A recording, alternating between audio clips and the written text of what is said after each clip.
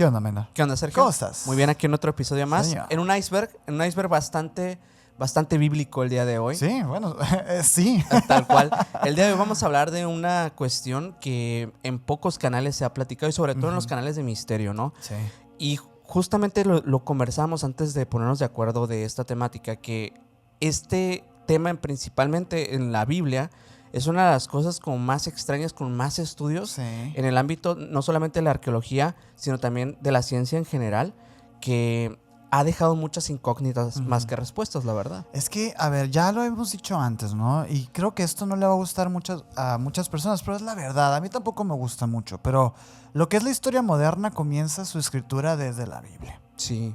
Desde la Biblia y bueno, desde estos documentos, pues realmente, porque Biblia sabemos perfectamente que es conjunto de libros, básicamente, sí, así ¿no? es. Entonces, es muy agridulce porque hay pasajes en la Biblia que sí se pueden seguir perfectamente y que sí ocurrieron y que tienen su sustento histórico, pero luego hay otros pasajes que son muy difíciles de comprender.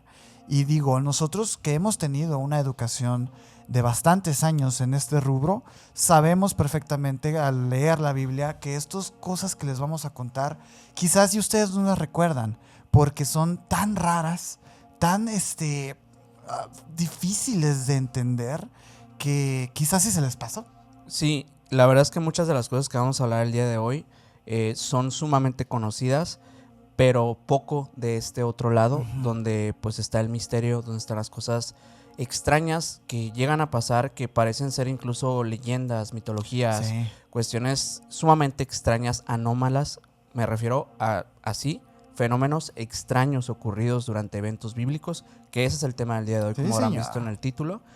En este episodio vamos a abarcar un poquito de todo, porque es un poco, la verdad es que abarcar toda la Biblia pues obviamente sería una tarea titánica, pero hoy vamos a por lo menos abarcar esos eventos que sí han marcado la historia, no solamente de la Biblia, sino de la humanidad, así Sí. que esténse pendientes de todo este capítulo, vamos a ir descendiendo nivel tras nivel hasta lo más extraño, donde las cosas se ponen de verdad muy raras y todos los eventos que vamos a hablar el día de hoy tienen un sustento, así Sí. que de verdad sí les conviene quedarse porque van a aprender muchísimo, más allá de lo que les cuenta pues la Biblia como tal o el sacerdote. Ajá. Ya los estudios que hay detrás, la fenomenología que hay detrás de todo esto, vamos a abordar un poquito de todo esto, así que quédense hasta el final. Y bueno, si son nuevos o nuevas, también los invitamos a que se suscriban a este canal, que dejen su like en este episodio. Primero, si quieren terminarlo y si les gusta, dejen el like. Sí van a Y querer, ¿eh? Sí van a querer. Y si les gusta todo esto, también todas las temáticas, los invitamos a que se queden ya en este canal y estamos en todas las redes sociales como Emisiones Podcast. También recuerden que este episodio está por Spotify, así que Sí, síganos señor. por allá también. Y a mí me pueden seguir como Minor Cordón en Instagram. A mí como Castillón Sergio en Instagram y el buen Macrimal que va a estar atrás en los controles como Michael99 en Instagram, y el señor tiene 2 canales de YouTube para que vayan y lo sigan. Y recuerden que todos los comentarios que nos dejan tanto en este video como en el video en Spotify va a ser leído y va a ser contestado por nosotros mismos. Así que pues si quieres decirnos algo directamente, pues ahí está. Así es, ahí están los canales de comunicación abiertos. Y bueno, vamos a arrancar con el Venga. primer nivel de este iceberg, que se va a poner bien denso, porque empezando con este primer nivel, a mí se me hace que las cosas ya se empiezan a poner muy raras, porque quisiera hablar de algo que lo mencionamos en diversos episodios, cuando hablamos de Cristo, cuando hablamos de María, cuando hablamos de José, cuando hablamos de la familia, ¿no? En general, hay muchos eventos que pasan pues en diversas etapas de la vida de Cristo que son sumamente extraños y que marcan la historia de la Biblia. Pero hay uno en concreto que no solamente marca en esas etapas, sino que también se une con términos y temas que el día de hoy seguimos hablando, que es la ufología. Justamente el tema del evento del que quiero hablar es la estrella de Belén. Uy. La estrella de Belén es un evento que se liga obviamente con otros eventos, pero yo quiero hablar concretamente de ese fenómeno, de esa cuestión que pasó y qué podría ser, porque hay muchos estudios detrás de eso, Sí. de justamente eso. Bueno, empecemos porque la estrella de Belén aparece en el Evangelio de Mateo en el capítulo 2 de los versículos 1 al 12. Ahí se cuenta que después del nacimiento de Jesús en Belén de Judea, durante el tiempo del rey Herodes, llegaron a Jerusalén unos magos del Oriente. Esto lo conocemos perfectamente. Los Reyes Magos. Porque se celebra muchísimo por acá en Latinoamérica el Día de los Reyes Magos, ¿no? Uh-huh. Pero es aquí cuando estos personajes, pues, realmente vivieron, realmente estuvieron y realmente interactuaron en este entorno. Y cuando llegaron a Oriente, a este lugar, dicen, ¿dónde está el rey de los judíos que ha nacido? Porque vimos su estrella en el oriente y venimos a adorarlo. Uh-huh. Después, Herodes consulta a los sacerdotes y escribas, quienes le dicen que el Mesías debería nacer en Belén, por lo cual, obviamente, Herodes llama en secreto a los magos y les pide que busquen al niño y después regresen para informarle dónde está. Pero el relato dice algo que es muy extraño. La estrella que habían visto en el oriente iba delante de ellos, hasta que finalmente se detuvo sobre el lugar donde yacía el niño. Que esto lo conocemos, a ver, siempre, ¿no? Yo Siempre. creo que la iconografía de los Reyes Magos son los tres montados en camellos y arriba de la estrella. Así es. Y esa es la parte extraña, ¿no? Es el por qué el día de hoy quiero hablar de este tema, porque una estrella normal sabemos perfectamente que no camina delante de una persona. Sí. Un planeta tampoco tiene este tipo de comportamientos y un cometa tampoco marca un lugar específico con precisión, no se detiene en una parte. No se detiene, exacto. Tiene características un poco de cada cosa y eso es extraño, ¿no? Y además, ¿qué tanto contexto teníamos en aquellos años de este tipo de fenómenos meteorológicos? Había ciertas personas, ciertos filósofos, estudiosos, eruditos de la época que en general estaban viendo el cielo. Ya se estaba empezando a conocer un poco de esta cuestión estelar, pero sin mucho más. Uh-huh. No se sabía mucho. Yo creo que esta cosa viene de otra fuente, pero en la tradición popular se habla que Melchor, Gaspar y Baltasar pues eran los nombres de estos Reyes Magos. Hay una cuestión también, antes de regresar a la estrella, que quisiera mencionar que Melchor, Gaspar y Baltasar, que es como la tradición popular conoce a los Reyes Magos, sí. Es como se les dice, ¿no? Sí, pues resulta que la Biblia no dice esos nombres. Realmente la Biblia ni siquiera dice que fueran reyes, dice que eran magos de Oriente. Es todo lo que dice. Y para las estándares y las palabras de la Biblia, mago puede significar un montón de cosas. Exacto. De hecho, no eran ni siquiera necesariamente 3 magos. O sea, eran magos. Ajá. Magos. Ajá. Incluso lo hemos dicho muchas veces. En la Biblia, el 3 parece tener un sentido simbólico mucho más fuerte de lo que creemos. Obviamente, la Santa Trinidad es uno de los grandes ejemplos, de los grandes ejemplos de esto. Incluso, pues, la Sagrada Familia también. 3 miembros, también tiene mucho que ver con todo esto. Y que los magos sean 3 en la tradición popular tampoco es casualidad, o sea, realmente es una cuestión simbólica muy, muy fuerte. Y obviamente también la otra parte de la idea que se dice, del por qué se dice que eran 3, es porque los regalos fueron 3, que fue el oro, el incienso y la mirra. Por eso se dice que cada uno llegó con un regalo distinto, ¿no? Es bien curioso. A ver, nos han pedido muchísimo, sobre todo hay que decirlo, en diciembre y en enero, que hagamos un capítulo como de grandes misterios de los Reyes Magos. Sí. Este año estuvimos a punto de hacerlo, sí. Pero nos pusimos a leer y creo que no fue tanta la información que encontramos de estos 3 personajes como para hacerles un capítulo. Sí. Realmente esa es la información que hay. Exacto. Que no es clara. Sí, y hay muchas interpretaciones de diferentes culturas de estos mismos personajes. Justamente, por ejemplo, en esta región del Oriente, los magos no eran los clásicos hechiceros de fantasía tipo mago Merlín o algo así. En este mundo antiguo, los magos podrían ser, por ejemplo, los sabios, podrían ser incluso sacerdotes, astrólogos o intérpretes de señales celestes. Por lo mismo se cree que tal vez estaban ligados más a este tipo de cuestiones, y por esto también muchos investigadores los han relacionado con tradiciones de Mesopotamia, con Persia y, bueno, toda esta región del mundo antiguo. Que son más antiguos, pues. Exacto. Por eso es un poco difuso entender como los Reyes Magos, qué significa, ¿no? Es bastante extraño. O sea, ya de por sí estos personajes como tal tienen muchos enigmas alrededor. y el hecho de que su misma identidad, su misma interpretación sea un enigma, hace pensar muchísimo acerca incluso de ese fenómeno que se manifestó aquel día. En la antigüedad, de hecho, el cielo no era visto como algo que fuera separado de la tierra. Para muchos pueblos lo que ocurría arriba tenía consecuencias abajo, así como en el antiguo mundo sumerio. También en la Sumeria antigua, pues la cosmovisión pues era básicamente que el cielo, la tierra y digamos, lo subterráneo, las profundidades estaban interconectados como un mismo cosmos. Y no había mucho más, o sea, realmente todo era parte de lo mismo. Sí, sí. Esta cuestión, obviamente, que hace que lo que ellos estaban viendo, lo que estaban interpretando en el cielo, obviamente estaba conectado con lo que estaba pasando en tierra.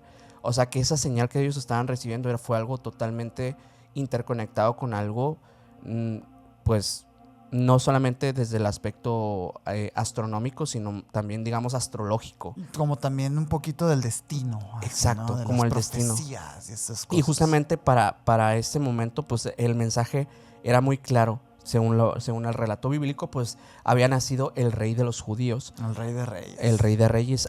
Recordemos que había una interpretación mesiánica de algo que venía, que ya se acercaba. Y esto pasó por muchas generaciones. Todos dijeron, ahí viene, ahí viene, ahí viene. Y en un momento, cuando todos lo esperaban, ahí vino. Y ahí llegó. Y es así como ellos lo interpretaron. Y gracias a que esa estrella, lo diré entre comillas, apareció, ellos entendieron que era la señal que eso les había enviado. Pero a ver, nosotros sabemos perfectamente que no fue una estrella, ¿verdad? Exacto. Sí. Yo lo que pienso es que obviamente esto es una interpretación muy ligada a las cuestiones de los antiguos astronautas, de las cuestiones también de esas señales, de los eventos canónicos históricos en los que estas entidades se han manifestado y se han presentado y han intervenido de cierta forma para que A llegue a B, Sí. y para que B se concrete en C. Y yo creo que en esta ocasión, en justamente, digo, si nos basamos tal cual en el relato bíblico como lo plantean, yo creo que este es uno de los eventos donde principalmente se han manifestado estos seres y estas inteligencias. No digo propiamente que sea una evidencia de que que Yahvé sea un extraterrestre. Ajá. Claro que es una de las hipótesis que se dice que la cuestión histórica de aquellos años, mezclado con el relato ufológico de hoy en día, pues nos dice un poco que todas las cuestiones bíblicas que fueron pasando fueron intervenidas por una inteligencia superior. Y de hecho también incluso, digo, aprovechando ahorita las noticias también, ¿no? Este video que dicen que es la estrella de Belén también. Sí.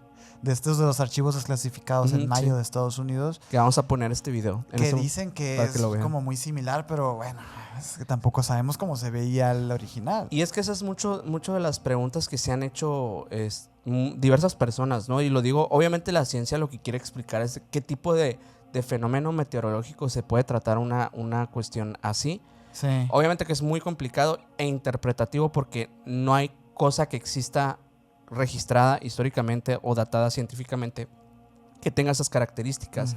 Y por eso es muy difícil explicar este acontecimiento, porque además dicen que la estrella apareció, o sea que apareció como de un momento al otro, no era una cuestión celeste que ya existiera en ese lugar o en ese punto, y que en algún momento, como por cuestiones también de temporadas del año, se fuera mudando hacia otro punto en el cual ellos interpretaran que, claro, seguimos la estrella y llegamos a este lugar y aquí estaba. No, es que realmente en la Biblia dice que esta estrella se movía. O sea, no fue una planeación astronómica de meses o días. Sí. No, es algo muy directo. Y justamente yo pensaba si esto realmente alguien ya se lo había preguntado. No digo actualmente, porque actualmente sabemos que hay muchas incógnitas en torno a que si fue una nave extraterrestre, si fue un fenómeno celeste totalmente anómalo, extraño,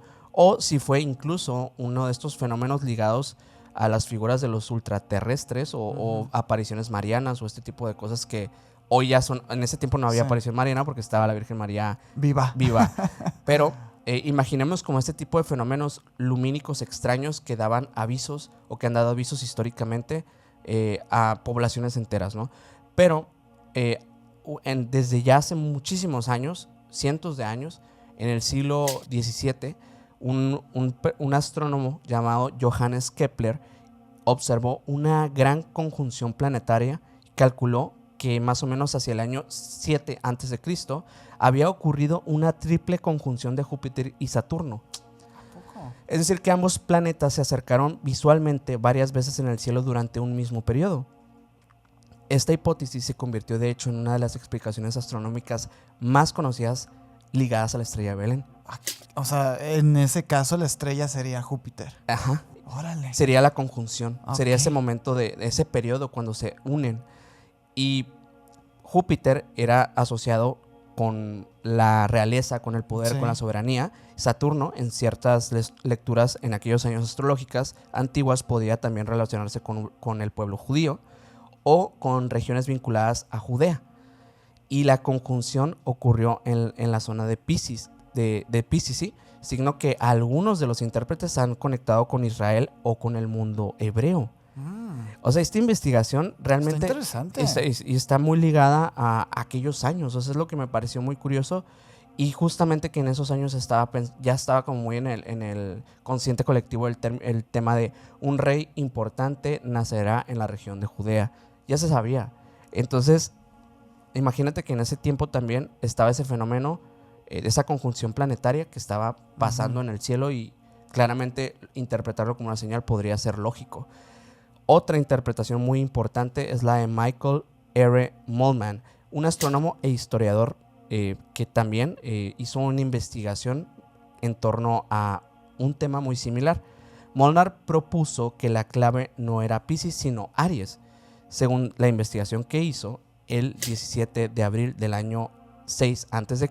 ocurrió una configuración astronómica muy específica que Júpiter, considerado el planeta real, tuvo una aparición relevante en Aries, signo que en ciertas tradiciones astrológicas podía asociarse con Judea. También hubo una ocultación de Júpiter por la luna. Lo importante de Molnar es que no interpretó a la estrella de Belén como una estrella brillante que cualquiera podía ver y seguir. La interpreta como un evento astrológico que fue prácticamente perfecto, o sea, como en un punto muy específico, y obviamente que ya estaba traducido a un lenguaje simbólico para personas, por ejemplo, como estos magos del Oriente, que conocían este tipo de simbolismos entre simbolismos planetarios, simbolismos como ligados a las cosas que ven en los cielos, como señales. O sea, realmente ellos conocían estos términos con otro tipo de terminologías, obviamente con otro tipo de nombres, pero sabían que esas cosas pasaban cada cierto tiempo, las medían. Otra hipótesis también fue propuesta por un físico llamado Colin Hopkins de la Universidad de Cambridge. Hopkins argumentó que la estrella de Belén pudo haber sido un cometa visible en el año 5 a.C., registrado en antiguas crónicas chinas. Según el resumen de esta investigación, ese cometa fue observado en el este, en el cielo matutino, y permaneció visible durante más de 70 días. ¿Más de 70 días? Sí. Esta es de hecho la teoría que yo consideré más fuerte, porque justamente fue un fenómeno muy, muy peculiar que un cometa fuera visto por tantos días. Pero dices que fue 5 siglos antes. Fue en el 5 a.C. Obviamente que recordemos que la datación... Hay movimientos en los calendarios. Por eso se dice que realmente, o sea, tenemos un datado, tenemos un año en el que nace y muere Cristo, pero esto sigue siendo un poco debatible. A mí me parece bien sorprendente que todavía siga siendo debatible, ¿no? Sí. Que de repente haya ciertos estudios y dataciones que no coinciden con lo que realmente se supone que pasó en la historia.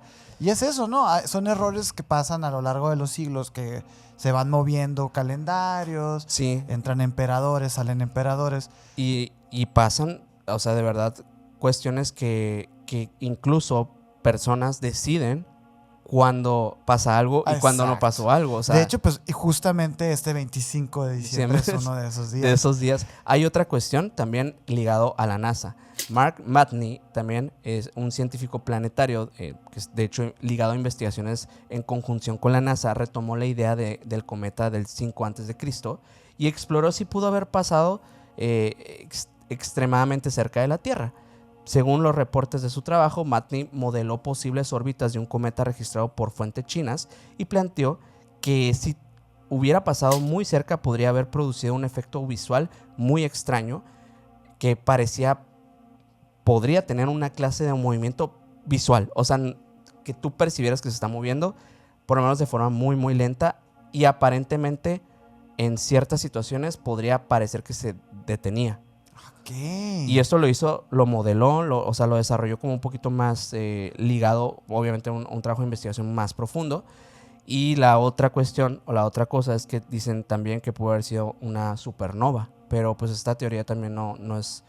Ya son como más hipótesis. Oye, más, pero son un montón de teorías. son muchísimas. Son un montón de teorías Y lo saliendo, y ¿no? lo siguen investigando. Ay. Pero realmente, o sea, al final de cuentas, todo esto sigue siendo un gran misterio. Sí, esto es partiendo del supuesto de que ocurrió. De qué ocurrió. Ajá. Yo quisiera dejar a las personas con una cuestión con este nivel. Y es que para nosotros que sabemos de estos temas y que les acabo de platicar incluso estas investigaciones que diversos científicos físicos a lo largo de siglos han hecho, una luz aparece, es interpretada como una señal, guía a unas personas, se desplaza delante de ellos y finalmente se detiene sobre el lugar donde estaba el Mesías. ¿Qué es para ustedes? Exactamente. Yo solo quiero dejar esto para esto. Uy, me encantó, güey. Sí. Me gustó mucho porque sí es cierto. A ver, esta historia si la contamos nosotros en un capítulo de encuentros reales con estrellas que se mueven, Sí. por supuesto que ustedes van a saber perfectamente de lo que nos referimos, pero cuando se trata de la Biblia la cosa cambia. Sí, no es novela, perdón, es un libro de investigación que hizo Eric von Daniken que abarca mucho de ese tema que se llama El carro de los dioses. De hecho, ahí si lo quieren checar. Yo lo estuve revisando, no lo tengo en físico, pero lo revisé así como en PDF que lo encontré. Y está muy interesante porque hay muchos otros eventos bíblicos que tienen como este tipo de características. Y de hecho, eso que mencionas del carro, ¿no? Ajá. Es Es un simbolismo. es una interpretación. Fíjate que de las teorías que dijiste, digo, dejando de lado la de que fue una nave, Ajá. la de Júpiter me gustó mucho. Porque Sí. creo que tiene la carga simbólica suficiente cultural Sí. como para explicar un evento de estos. No sé, digo, en el dado caso que haya ocurrido de nuevo, me Claro. remito, porque tampoco quiero que crean que todo lo que les vamos a contar, que dice en la Biblia, obviamente, es real, pues, ¿no? O sea, hay cosas que también la Biblia, si bien funciona como un inicio para nuestra historia moderna, también hay que entenderlo que fue una compilación de libros de... Y que las antiguas sociedades entendían de ciertos Sí. fenómenos o de ciertos eventos que sucedieron de una manera que así la vieron y así la interpretaron. También es importante destacar, digo, la gente que está estudiando estas cosas, porque al final de cuentas, sí, la Biblia pues nos está contando una historia que nos va a forjar la moral a todos los países, bueno, esa es la idea, ¿no? Y el hecho de que se empeñen en demostrar que esto sí ocurrió, me parece bien, aunque signifique pues una crisis de fe bien grande para estas Sí. personas, ¿no? Pero es interesante porque quiere decir que esto no es nomás como un libro de ficción. Sí. Porque como libros de ficciones yo no veo a nadie buscando en el norte de Escocia un castillo donde enseñen hechicería, güey. Ya ves qué tan debatido es incluso, por ejemplo, las leyendas célticas o las cuestiones Exacto. que pasan en otras regiones del mundo. Pero cuando se trata de la Biblia se toma muy en serio. Y es literal, ¿no? Ajá. Y de hecho, digo, para mi nivel 2 también esto se supone que también ocurrió. Fíjate que yo me encontré muchos de estos eventos bíblicos interesantes y misteriosos, sobre todo en el Antiguo Testamento. Ujú. Es como más rabioso el Sí, Antiguo sí, Testamento, sí, sí, ¿no? Es más caótico, así. Digo, como historia de ficción y así, encuentro yo mucho valor cuando te la cuentan en vez de leerla, ¿no? Sí. Porque luego también es una lectura muy pesada la que tiene este libro. Pero fíjate, yo te quiero hablar acerca de un evento que fue conocido como el banquete de Belsasar o la historia de la escritura en la pared. Ok. Es muy No interesante. lo conozco. No, Y mira, tú no sé. tienes un caso que a ti te gusta mucho, que Ajá. ocurre en la época victoriana, que me recordó mucho a esto. Ok, ahorita lo conectaré. Ahorita lo conectamos, porque mira, esto ocurre en el capítulo 5 del libro de Daniel. Resulta que el rey Balsasar estaba celebrando un banquete, ¿no? Ujú. para todos sus señores y sus soldados, etcétera, que se decía que eran más de 1,000 personas Ok. en este banquete. Wow. Imagínate este caos, ¿no? Una mesa larga, comida a rabasar, vino, tarros, etcétera, ¿no? En una parte del banquete, en un tiempo de esta cena, pues el rey les solicita a sus personas pues que recojan los vasos del templo de Jerusalén. Porque no te he dicho por qué era este banquete. Ajá, Este sí. banquete había sido porque habían tenido una batalla con aquellos que protegían el templo. Y de hecho el templo había sido saqueado horas antes. Ok. Belsasar había sido un conquistador de Tierra Santa y estaba él celebrando con todos sus soldados posterior al conflicto. Entonces él, como forma de humillación, solicita que agarren estos vasos del templo, pues unos vasos que solamente estaban como destinados a los sumos sacerdotes y a las personas que tuvieran como la capacidad espiritual para beber desde ellos. Y este señor quiso como pues burlarse un poco de esto. Ok. Belsasar llama a sus magos y a sus adivinos para que interpreten ciertas cosas, porque resulta que mientras ellos estaban tomando, aparece una mano de la nada. Ok. Una mano, y esta mano comienza a escribir en la pared. Ajá. La reina en ese momento aconseja a Belsasar que llame a Daniel, famoso por su sabiduría. Daniel era una persona que era muy sabio para ese momento. Traen a este personaje y el rey les ofrece convertirlo en el tercero en rango del reino si puede interpretar la escritura, lo que estaba escribiendo todavía a la mano, así Ok, flotando. ok. Daniel rechaza el honor, dice no me nombres nada, pero aceptó la petición. Le recuerda a Belsasar que la grandeza de su padre Nabucodonosor fue un regalo de Dios y que cuando se volvió arrogante, Dios lo derribó hasta que aprendió la humildad. Hablo del rey Belsasar, que su padre era este otro rey Nabucodonosor, pues que le había dado como la herencia de ser todo este poder, pero él se volvió arrogante. Belsasar había bebido muchísimo de los vasos del templo de Jerusalén y había alabado a sus ídolos al mismo tiempo, pero no había honrado a Dios, no le había dado gracias a su padre y a su madre por lo que le había dado, por lo que Dios envió esta mano y escribió en la pared estas palabras, que aquí las vamos a aparecer, obviamente es hebreo, pues, ¿no? Ajá. Daniel lee estas palabras que dicen Mene, Mene, Tekei, Usharsin. Eso es básicamente como la traducción, ¿no? Y esto lo interpreta. Dime. No, mi duda era si estas palabras quedaron escritas todavía. No, Ok, ok. Es lo interesante porque mira, cuando lee estas palabras en voz alta, pues el rey lo interpreta, ¿no? Ujú. Y la interpretación como tal dice, Dios ha contado los días de tu reino Ok. y le ha puesto fin. Ha sido pesado y hallado falto. Ok. Básicamente, Que no estás apto no para, eres apto. para gobernar. Ajá. Belsasar dio la orden y Daniel fue vestido de púrpura y lo elevaron, pues no, lo elevaron, digamos, de rango, lo que le había prometido. Esa misma noche, Belsasar, el rey caldeo babilonio, fue desvivido, güey. Ok. Esa misma noche, y Dario el Medo recibió el reino. Por la orden de esta fuerza. He ahí el misterio, güey. Ok. Porque ¿qué fue primero, huevo o la gallina? ¿Quién sabe si este acto de esta mano fantasmagórica haya alebrestado un poquito a aquellos soldados que a lo mejor estaban de acuerdo con esto y producto del, digamos, del miedo de esta advertencia o lo que sea, pues decidieron como acabar con el problema.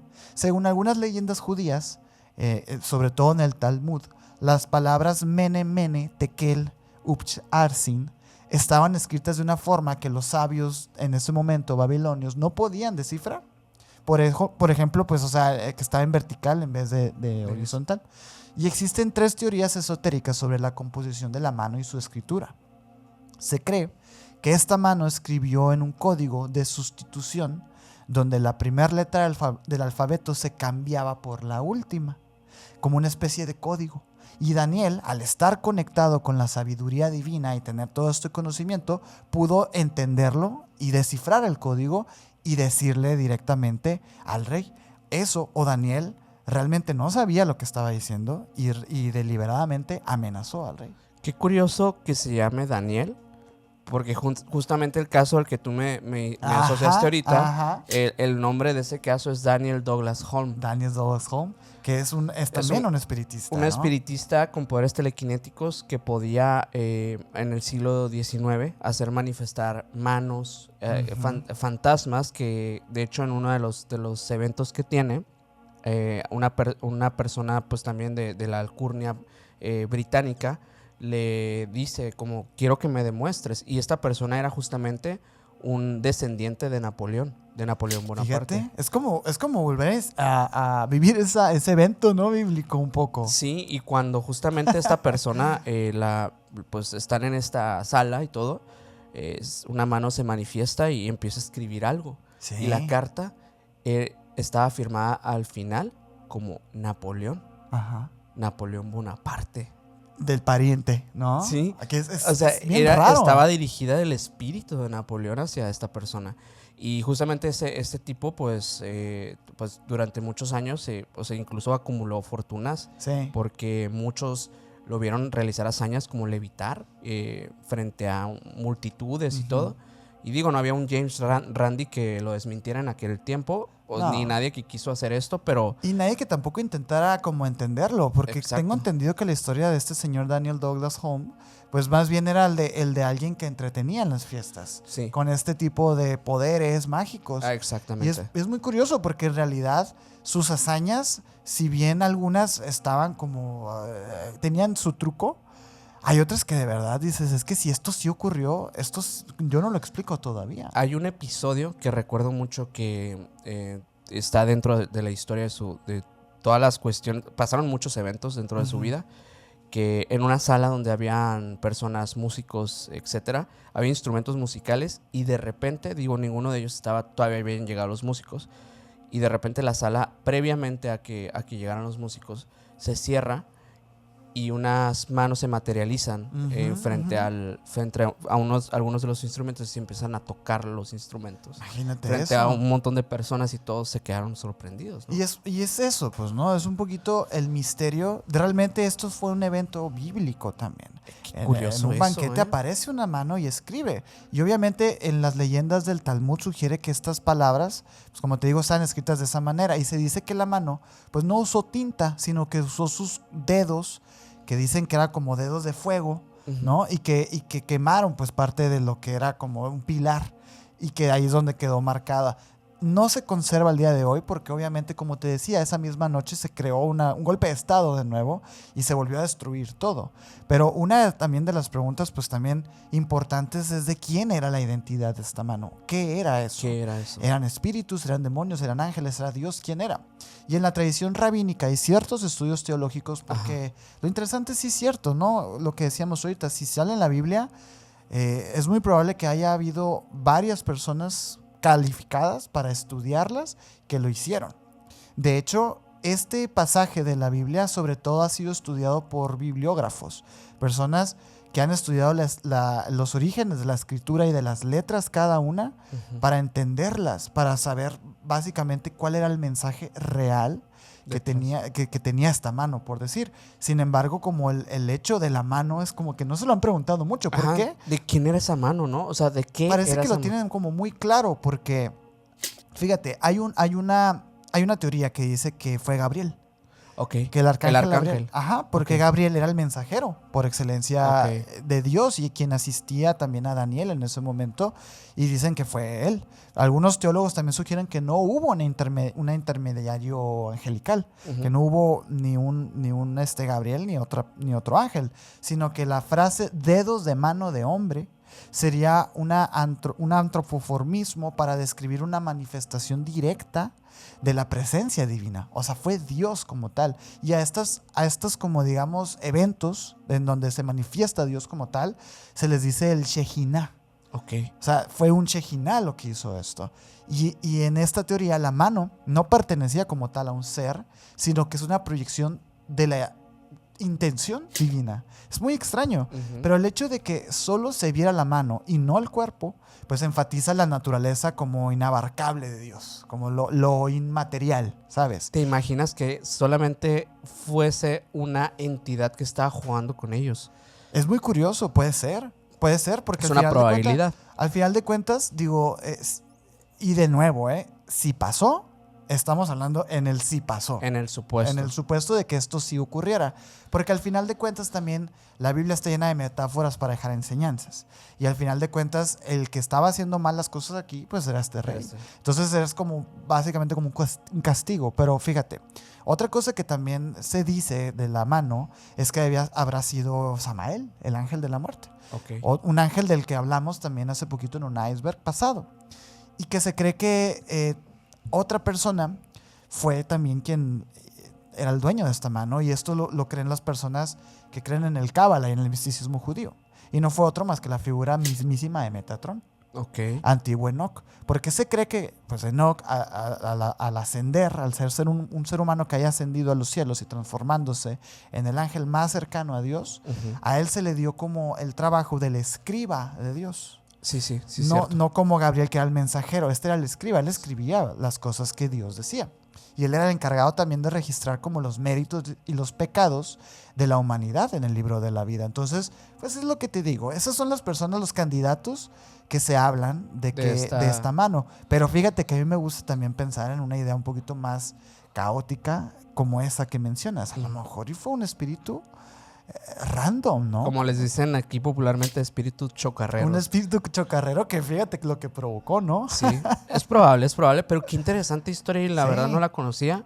Yo creo que muchas personas tampoco. Fíjate en la Biblia esto, Está raro. También hay espíritus en la Biblia. Hay muchos. Pero bueno, vamos a pasar al nivel 3 de este iceberg. En este nivel, de hecho, hay uno de los eventos que a mí me fascinan, me recuerdan mucho a mi infancia, porque justamente recuerdo que existía una versión animada de este evento que me parecía fascinante de ver cuando era niño, y justamente son las 10 plagas de Egipto. Uy, buenísima. Sí recuerdas la película animada de DreamWorks era. No recuerdo. Creo que sí, ¿no? No recuerdo. Mike nos está diciendo que sí. Pues ahí está. Pero sí, la verdad es que muchos de niños creo que hasta ganó un Oscar, llegamos a ver eran varios como historias, ¿no? De la Biblia. Que estaban muy crudas, Era todo como esa parte que de hecho yo creo que incluso hasta podríamos hacerle un capítulo completo al Éxodo. Sí. Que era la parte esta en la que el pueblo de Israel se va y las plagas y todo esto. Sí, muy interesante. Y de hecho, justamente ahora que estaba volviendo a escarbar un poquito en estos temas, me encuentro con que está por aquí en la plataforma. Y ya subieron una resolución de 4K, y por si lo quieren ver, como 5 o 6 minutos dura la historia. Nomás no me vayas a decir que de ahí estudiaste. No. De hecho no lo he vuelto a ver, pero sí me llamó la atención que estaba ya en alta resolución. Pero bueno, lo que yo te quiero platicar es que realmente esta cuestión, obviamente les voy a hablar un poquito de qué va, pero también hay una parte que es muy factible científicamente y realista científicamente, e históricamente también. Y que también parece ser que la Biblia no es el único lugar donde se mencionan estas 10 plagas. Así que, bueno, primero que nada, la historia de las 10 plagas de Egipto aparece en el libro del Éxodo, principalmente en los capítulos 7 y 12. Ahí se cuenta que Moisés y Aarón se presentan ante el faraón para exigirle que libere al pueblo hebreo. Pero el faraón se niega una y otra vez. Entonces ahí comienza a caer sobre Egipto una serie de señales o de cuestiones devastadoras que no eran simples castigos al azar. Cada plaga parece golpear una parte esencial del mundo egipcio: el Nilo, los animales, la salud, las cosechas, el cielo, el sol y finalmente la descendencia del faraón. Pero ahorita vamos a eso. Para entender la fuerza de esta historia, primero hay que imaginar lo que representaba Egipto. Egipto era uno de los reinos, lo sabemos perfectamente porque hemos hecho diversos episodios de esto. Muchos. Diversos, muchísimos. Creo que es de los lugares que más hemos hablado. Sí.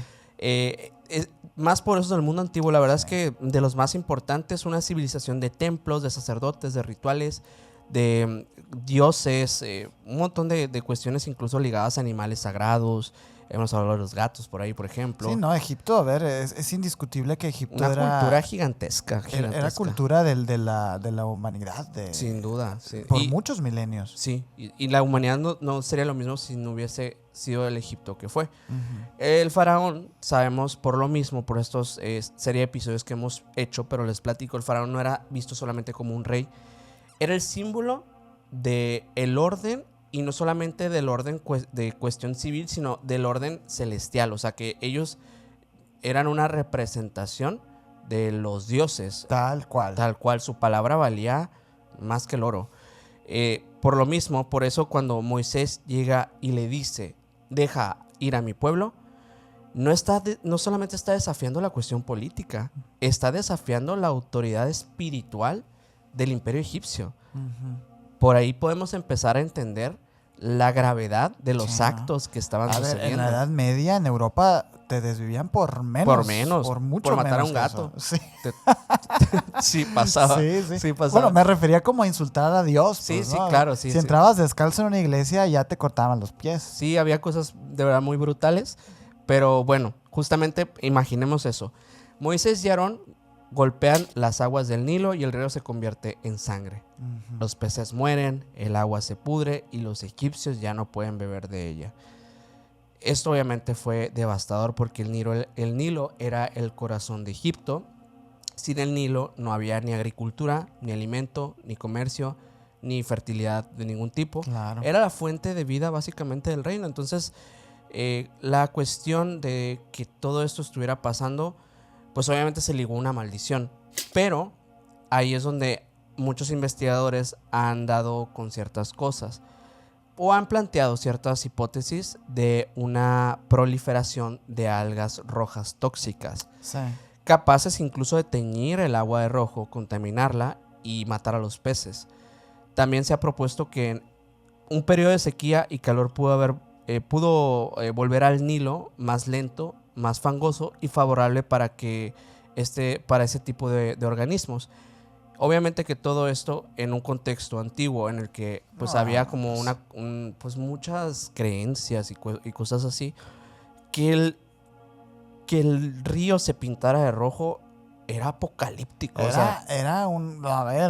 Y yo creo que el día de hoy también. Sí. O sea, no es que sean tontos los de antes. No, es una si tú ves rara. A el proveedor de tu vida, ¿no? De tu cosecha, de tu ganado, de tu alimento, y lo ves teñirse de un color que no es el normal, mínimo te haces varias preguntas, sí. Pues, ¿no? Por ahí hablamos en algún episodio de una laguna, un lago que creo que está en África, que se tiñe de rosa.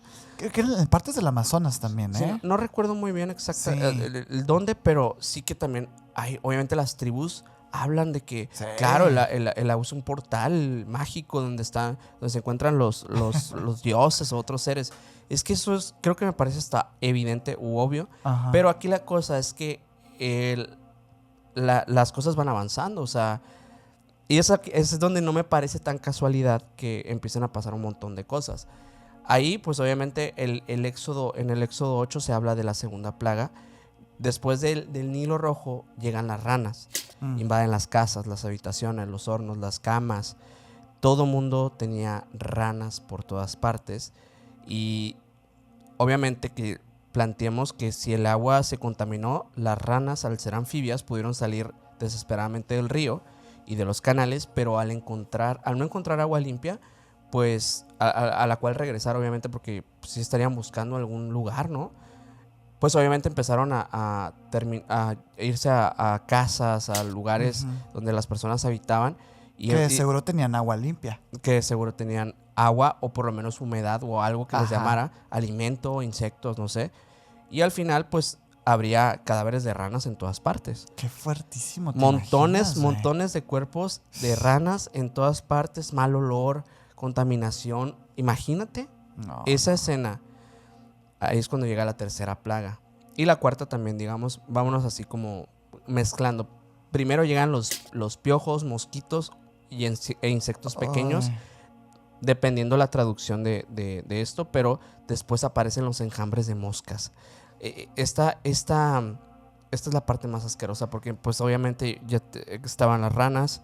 Ya en putrefacción Y completamente. empiezan enjambres de moscas. No, güey, imagínate. Los insectos entran a las casas así como una bola negra. Llegan, cubren los alimentos y los devoran. Sí. Se posan sobre las ranas. Se multiplican entre pues otros animales que empiezan a fallecer por el mismo ambiente putrefacto, contaminado. Si mueren ranas, pues también mueren muchos otros depredadores naturales de insectos. Entonces, al desaparecer ese control natural, pues los mosquitos, las moscas y los parásitos pueden multiplicarse mucho más rápido. Un desorden del ecosistema, pues. Y si las cosas no pudieran ser peores, pues llega la quinta. Aquí en el Éxodo 9 menciona que el golpe ya se vuelve económico porque empiezan a morir animales en Egipto que eran esenciales. Vacas. Caballos, asnos, camellos, vacas, ovejas.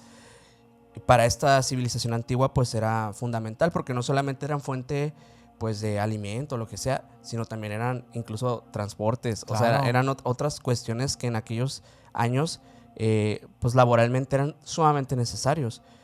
Y desde la explicación natural, pues ya nos estamos imaginando un poco que esto puede ser una cadena. Esta plaga podría conectarse con las anteriores porque una invasión de moscas y mosquitos, por supuesto, puede transmitir enfermedades al ganado, especialmente en zonas cálidas y húmedas, que justamente corresponde a estas zonas del Nilo. Pero obviamente que desde el simbolismo bíblico, pues era una cuestión pues que la maldición se estaba desatando, ¿no? Estaba destruyendo todo, las plagas. Sí, güey, o sea, imagínate, aunque tenga la lógica del mundo, claro, tú sí te hincas a rezar, ¿eh? Sí, claro. O sea, porque no hay, en ese momento no hay forma, no hay cosa humana que te pueda salvar de esto. No hay. O no por lo menos conocida, ¿sabes? No había la tecnología o las cuestiones que por hoy, supuesto, hoy sí. se saben, los estudios. Y bueno, pasamos a la sexta plaga también que aparece en el Éxodo 9 y Moisés toma ceniza de un horno, la lanza al aire y aparecen úlceras, llagas y sarpullidos en hombres y animales. Esta plaga es diferente porque ahora ataca directamente el cuerpo humano y la piel de los egipcios se llena de heridas. Incluso los magos y los sacerdotes que antes intentaban imitar algunas señales de Moisés ya no pueden presentarse delante de él por la causa de las úlceras. Desde que este tema ha estado como debatiéndose en la existencia de las plagas de Egipto, se ha hablado acerca de qué posibles enfermedades podrían ser transmitidas por los insectos, por la contaminación del agua, por la falta de higiene y por el ambiente obviamente putrefacto. Y pues son muchísimas, o sea, montón, son demasiadas. Claro. Entonces, sí hablan como de algo sistemático y muy diversificado. O sea, realmente no hay una causa nada más. Yo había escuchado de un volcán. Sí, también hay una teoría volcánica que dice que pudo haber sido una lluvia de ceniza. De hecho, bueno, que más bien que el volcán erosiona y deja ceniza y eso provoca lluvias ácidas y eso causa el Nilo y el resto. Y en la piel también las irritaciones y todo, porque la lluvia ácida para la piel es súper nociva. Es mala. Sí, es súper nociva e incluso hasta a largo plazo llega a ser mortal. Pero sí es una de las teorías, ¿sí es cierto? Sí. Ya por acá entramos a la séptima plaga y aquí es donde dice que Egipto pues entra en la peor etapa, granizo mezclado con fuego. Por eso justamente en esta etapa es donde sí es cierto se menciona lo del volcán. Pues obviamente es una cuestión súper apocalíptica porque eso ya sí es, creo yo, la parte que entra un poquito más a la fantasía, ¿no? A la fantasía, entre comillas, sin conocer claro. realmente el contexto que se está viviendo, pero ya no es el Nilo, ya no son los insectos y ya no es una enfermedad, sino que ahora en el mismo cielo empieza a caer pues una maldición, empieza a atacar a Egipto directamente el cielo como si ya llegaron los extraterrestres y los destruyeron. Dios mismo hace. Sí, Dios mismo destruye todo. El granizo destruye campos, árboles, animales que obviamente quedaron al aire libre, que estaban expuestos, pues fallecen. Es un golpe directo, obviamente, contra la agricultura y contra la seguridad del reino. O sea, tal cual, todos quedan totalmente pues a la merced del ambiente. Y una de las teorías más llamativas propone que algunas plagas pudieron relacionarse con una erupción del volcán de Tera Santorini ocurría hace unos 3.500 años. Esa erupción fue enorme, levantó una columna de ceniza de gran altura y provocó tsunamis que afectaron el mundo Egeo.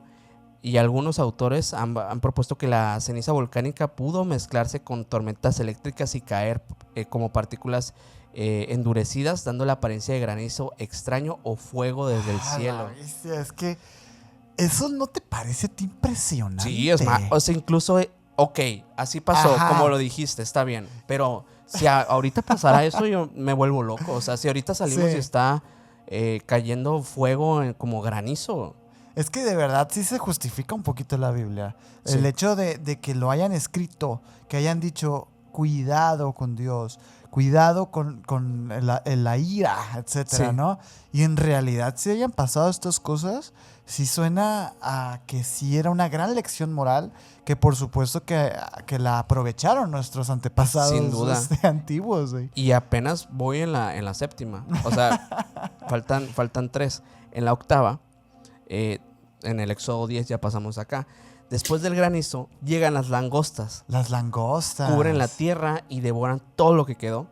Esta plaga es una sentencia de hambre, de hambruna.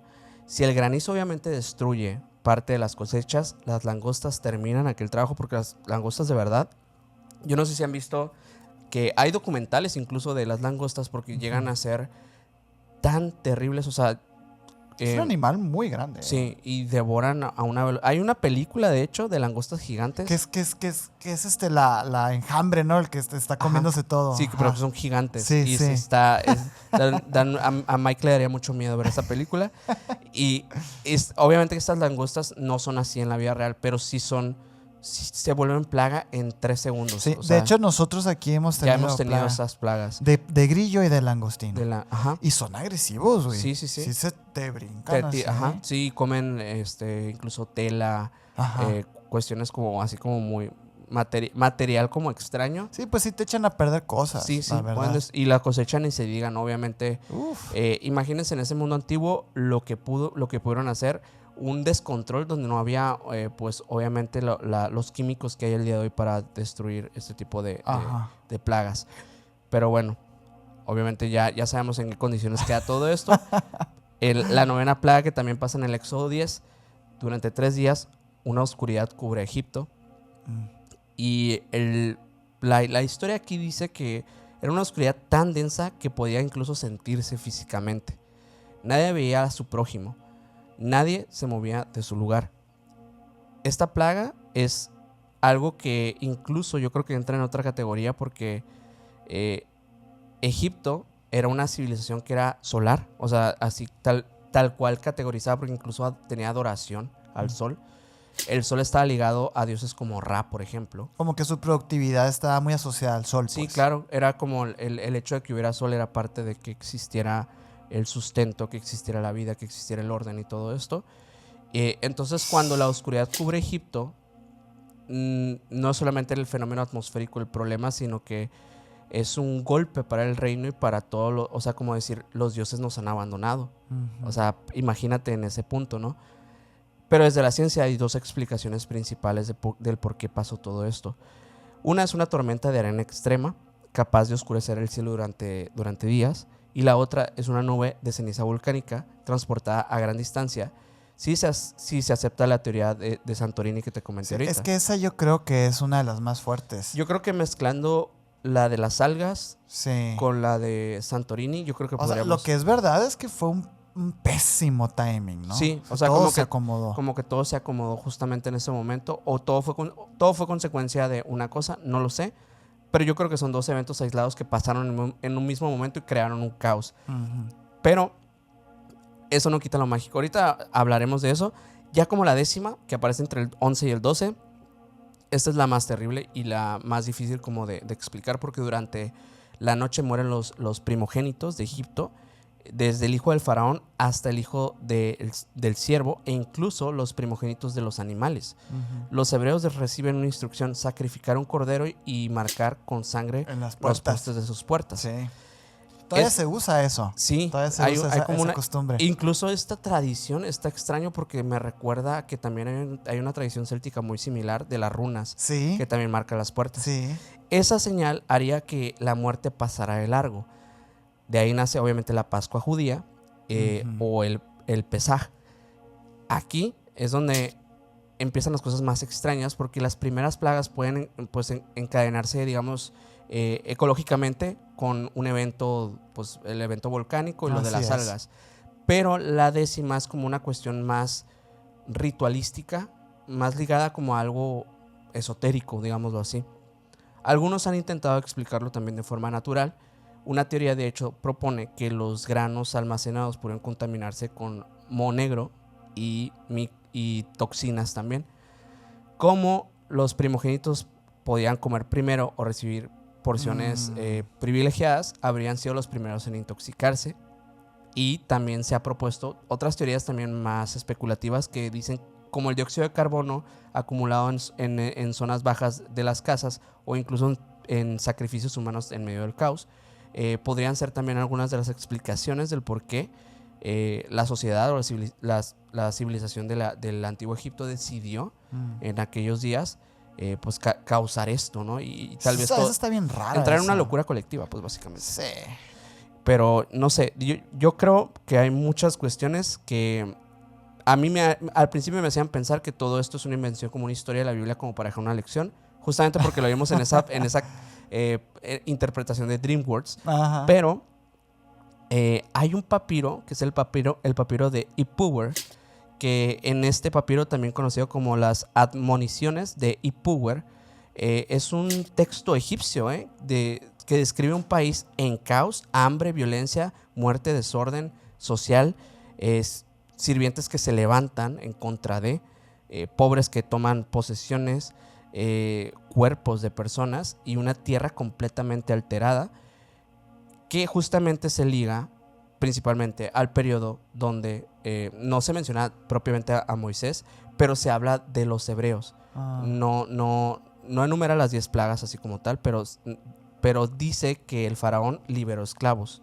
como que a raíz de un evento, de esto que estaba pasando. O sea, es como, sí te entiendo, es como otro punto de vista. Exacto. De las plagas. Ajá. Pero no se sabía, pues obviamente, la perspectiva bíblica y el mensaje que estaban llevando. Cuando esto estaba ocurriendo, ni siquiera existía algo como el proyecto de la Biblia. Exacto. Esto solamente estaba ocurriendo. Sí. Y a lo largo de los siglos y de las generaciones se fue escribiendo poco a poco hasta que llegó un momento en el que se juntó todo. Pero en realidad fueron las 10 plagas de Egipto siglos después de las 10 plagas de Egipto. Entonces, tiene sentido que en realidad... Fíjate qué interesante, porque yo a veces veo la Biblia como eso, ¿no? Como un compendio de historias de boca en boca que estuvieron pasándose... Por un periodo. Por muchos tiempo, periodos, ajá. Y por muchos pueblos y por muchos tipos de creencias. Y dices tú, pues, ¿qué resultado te da eso? Un resultado amorfo, un resultado un poquito pues ambiguo, etcétera.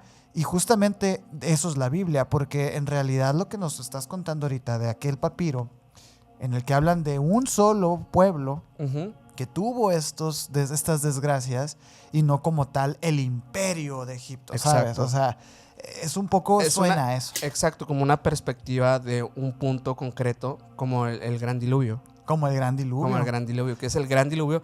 Toda la tierra se inundó. No. Pero luego las investigaciones han dicho, sí hubo regiones donde quedaron completamente inundadas y de hecho hay ciudades enteras que están hoy en día redescubiertas porque justamente en cierta región pasó algo, una catástrofe geológica que dejó inundadas a las ciudades. Es bien curioso porque sí, la historia en realidad parte su escritura y de nuevo me remito a lo mismo, porque en realidad el inicio de nuestra historia como la conocemos inicia en estos papiros, en estos documentos, en estos textos, en estos libros que luego serían la Biblia. Así es. Pero en realidad el mundo no estaba conectado. Es algo bien curioso. Hace unos días estuve clavado viendo unos videos bien interesantes de eso, justamente, de la ruta de la seda.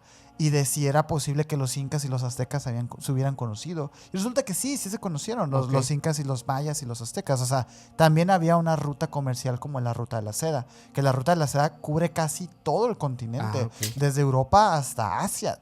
Y es una gran ruta que ayudó muchísimas civilizaciones a conocerse entre ellas.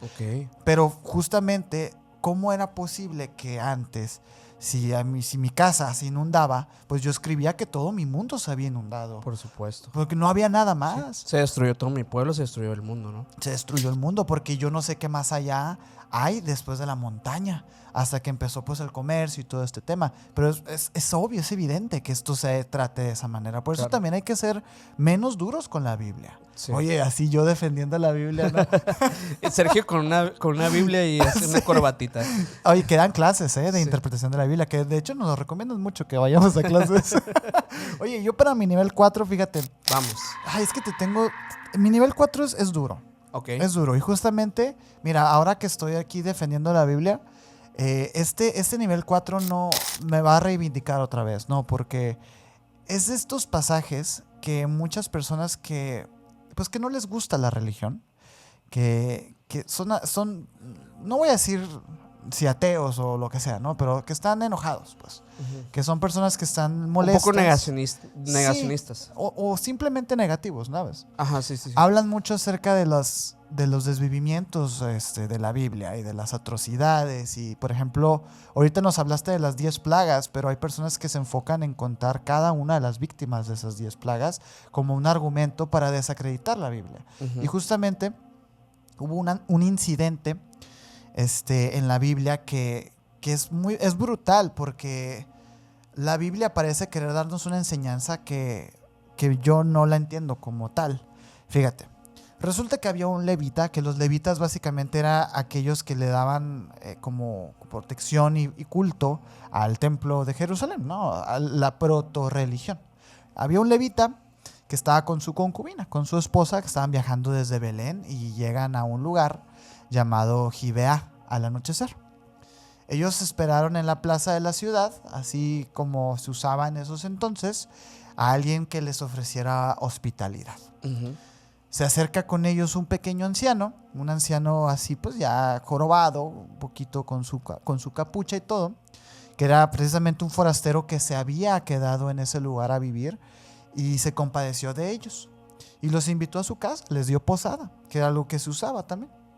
Su noche pues empezó a ser muy amena, ellos cenaron pan, compartieron la comida, el vino y todo esto, y de repente en medianoche su cena y su velada se vio interrumpida por unos golpes en la pared. Resulta que había un grupo de hombres afuera de la ciudad que le pidieron al dueño de la casa, aquel anciano forastero, que sacara a esta persona, a levita, para que pudieran ultrajarlo. Tal cual. El anfitrión, este anciano, intentó desviar la atención de los hombres ofreciéndoles en su lugar a su propia hija. A su propia hija y a su propia concubina. Esto aparece en Jueces 19:24. Los hombres siguieron exigiéndole que le sacaran al levita, que ellos querían a ese hombre pues pagano y todas estas características, pues, ¿no? El cual por último agarró a su esposa, a su concubina con la que viajaba, y la echó a la calle. Y pues esta multitud, pues ya te imaginarás, la ultrajaron toda la noche, por muchas personas, y ya en la mañana la dejaron ir. Ella gateó hasta hacia la puerta de la casa del anciano y ahí se desplomó. En la mañana, cuando este hombre levita se quería salir también, ¿no? A abrir y ver el mundo, su concubina estaba tendida frente a la puerta. Dijo él: levántate, vámonos. Pero no hubo una respuesta. ¿Podría estar inconsciente? No, sino que esta mujer había estado muerta toda la noche. El levita se la llevó a la casa, y lo que pasa después es algo terrible, porque agarra a la que era su esposa y la corta en 12 partes. Wow. Y cada una de estas partes, cada uno de estos pedazos, se los envía a una de las 12 tribus de Israel, un pedacito a cada una de las tribus, a las 12 tribus, en calidad de un llamado a la acción militar contra la tribu de Benjamín. Ese es el pasaje, güey. Esa es la lección. Traumático. A ver, dime tú qué aprendes de esta historia, por ejemplo. O sea, yo no aprendo nada, pero creo que, de hecho, o sea, me recuerda mucho a estos actos que se escuchan hoy en día de la cuestión del crimen organizado en México. O sea, me recuerda mucho como a este simbolismo. Justamente al final. Dices tú de los puentes, como de advertencias, ¿eh? Sí. O sea, y justamente cuando envía al final estas cosas como en representación de algo. Qué interesante que lo veas así, porque en realidad aquí el que se supone, la Biblia se supone que es la víctima, es el levita, es el hombre. Ajá. Pero pues no. Se me hace incluso hasta desde ese punto como un acto brutal. Exacto, porque con qué frialdad llegas a tu casa y tomas un cuchillo. O lo que sea, ¿no? O lo que sea, pues, sí. y haces esto, ¿no? En muchas maneras esta historia es aterradora y es ofensiva también. Porque razones tenía el anfitrión para estar atemorizado, obviamente, claro, ¿no? El anciano. Pero ¿cómo puede ofrecer a su vez a su hija tan casualmente a esta bandada de delincuentes, ¿no? No expresó luto ni tristeza. Sus crueles palabras fueron: levántate, vámonos. Son algunas de las palabras más impasibles e insensibles que se registran en las escrituras, ¿no? La historia de esta mujer es profundamente triste.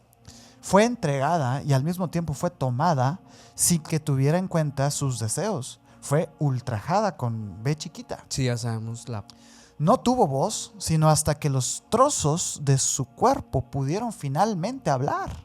Esa era la meta, ese es como el mensaje de la Biblia, ¿no? Con todo esto, los trozos contaron la historia de Levita y no la de ella. Esta historia plantea muchas preguntas difíciles, ¿no? ¿Por qué los hombres ofrecieron a las mujeres para que las ultrajaran? ¿Por qué era más importante proteger a los hombres que a las mujeres? ¿Por qué era tan insensible este hombre, este levita? Los comentaristas de antaño, tales como Matthew Henry y Thomas Morgan, que dicen que la conducta adúltera de la concubina excusaba lo que le hicieron, al decir que el ultrajamiento es igual al adulterio. No es lo mismo, güey, porque no tiene el consentimiento de ella. No. Otros comentaristas sostienen que murió a causa de la vergüenza.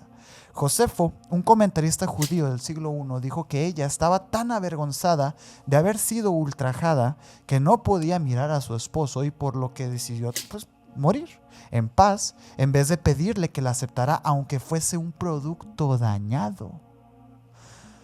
Es inquietante, güey. Es muy perturbador. Es inquietante ver cuán generalizada y antigua es la idea de que las mujeres deban sentir que es su propia culpa el hecho de que hayan sido ultrajadas.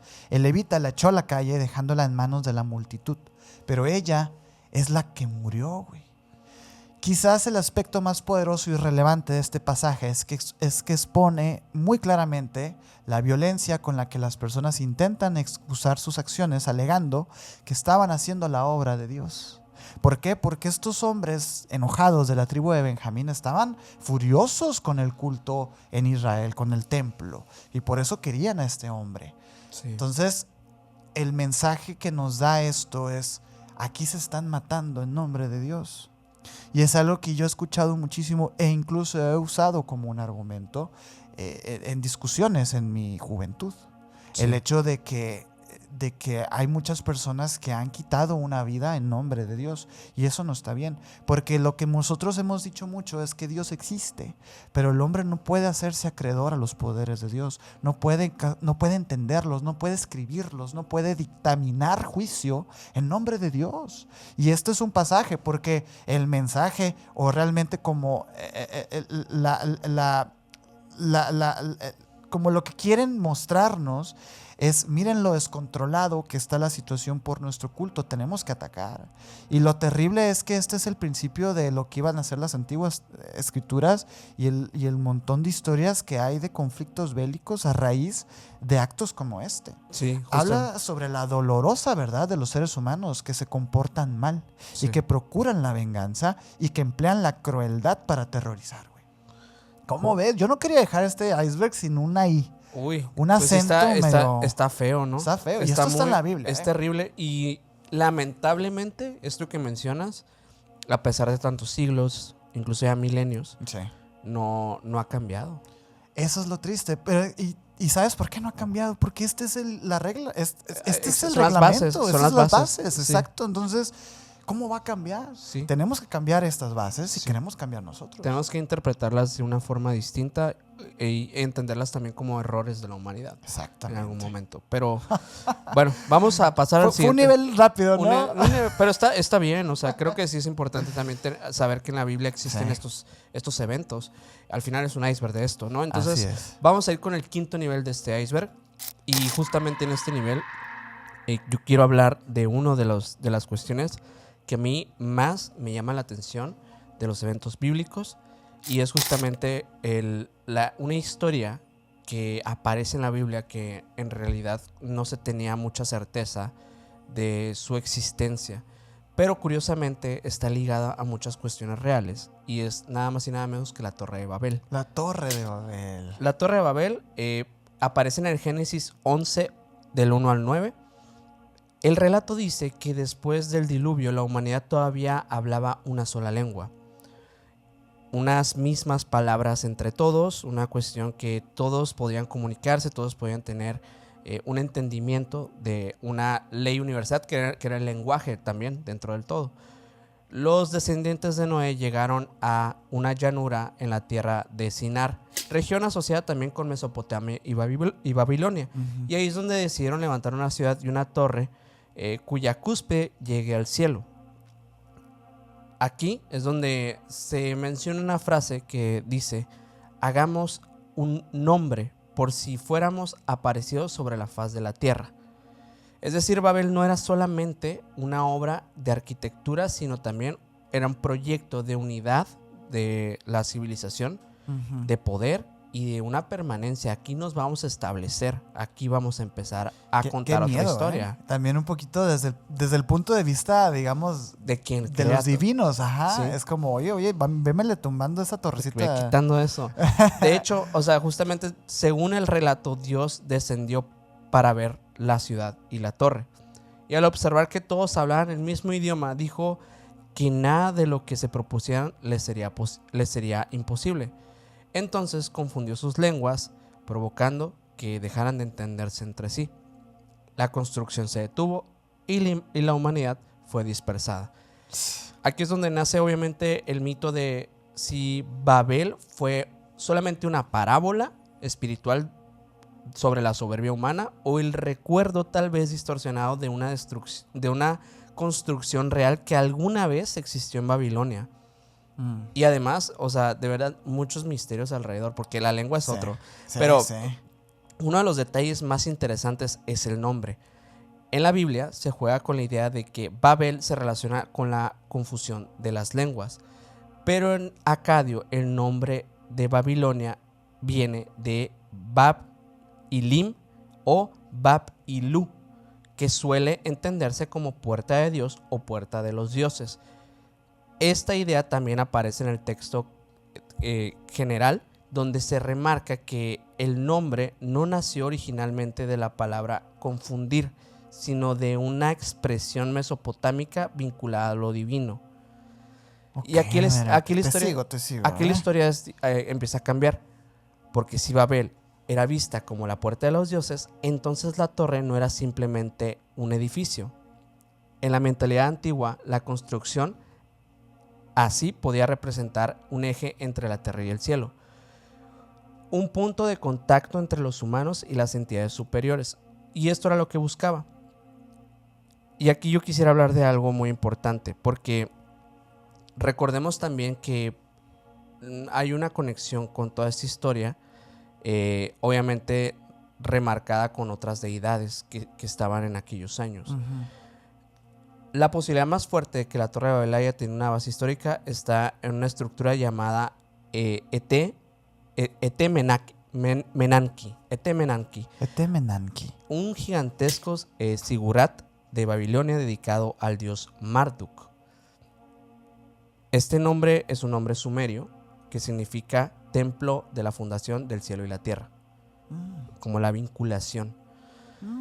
O también se le interpreta con otra cuestión que se dice casa del fundamento del cielo en la tierra, como una interpretación de que ese es el lugar donde es el punto como del contacto. Los sigurats eran torres escalonadas en Mesopotamia, que vamos a poner unas imágenes porque hay muchísimas, y no eran tumbas como las pirámides egipcias que regularmente para eso se utilizaban, aunque no sabemos exactamente para qué fueron las de Giza, pero en general se piensa que las pirámides eran esto. En la cima de estos templos se percibía más como un tipo de una especie de centro, como de ceremonias, de cuestiones, como una montaña artificial, algo así. Por esto mismo eran escalonados y como que llegaban a una parte de una superficie donde parecía que ahí podrían realizar cierto tipo de ritos o de cuestiones ceremoniales, incluso hasta celebraciones en ciertos casos. Cierto eso, ¿eh? Y de hecho, este que te menciono, pues está en Babilonia propiamente, cerca del templo principal de Marduk. De hecho, hicieron excavaciones, que fueron unas excavaciones que se hicieron más o menos por 91 metros. Fueron las excavaciones de Robert Coldley, que ellos justamente encontraron ahí muchas tablillas sumerias y un montón de cosas en esos años. Estuvieron por 91 metros bajo tierra, y justamente ahí encontraron una tablilla que es la tablilla de Sagila, que describe una torre de 7 niveles con una altura total cercana a los 91 metros. Más o menos ahí estamos teniendo una idea de que era una torre que... Grande, güey. Que justamente, o sea, pudo haber estado más o menos en esa como ellos llegan a estas profundidades y encuentran una especie de estructuras, sí pensaron que tal vez sí podría estar ubicada, o sea, justamente ser el inicio de las escaleras de esta misma. Y bueno, todo esto se asocia obviamente a que en aquellos años se reconstruyeron en los años 604 y 562 a.C. más o menos. Justamente en este periodo, Nabucodonosor II reconstruyó grandes obras en la ciudad.